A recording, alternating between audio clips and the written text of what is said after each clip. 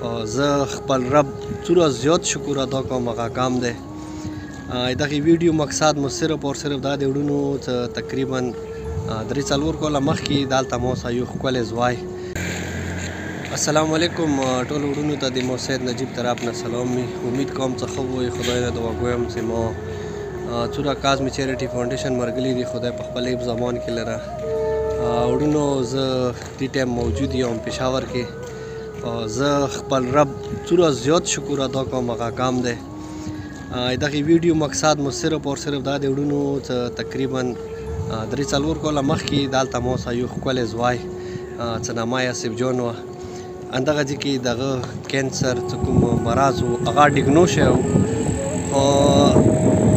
رب نه ډېر شکر ګزار یم ځکه ما نه رب آصف علي جان واخیستلو او د هغه په بدلې کې دا یو ښکلی ښایسته بچی څه نامه یې عطیف علي دی او نن ما ته خدای یو بل ښایسته بچی راکړلو څه نامه به انشاءالله قریب ډېر زر په کې ګډو.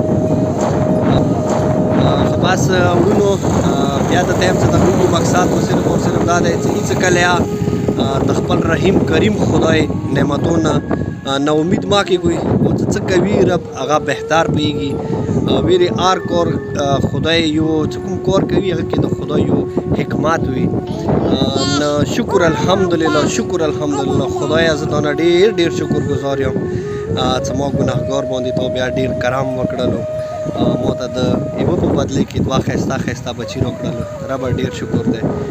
ډېره مننه کوم هغو ټولو وړونو چې څوک زموږ پیج سپورټ کوي او د کینسر یتیمانو غریبانو مسکینانو مدد کوي.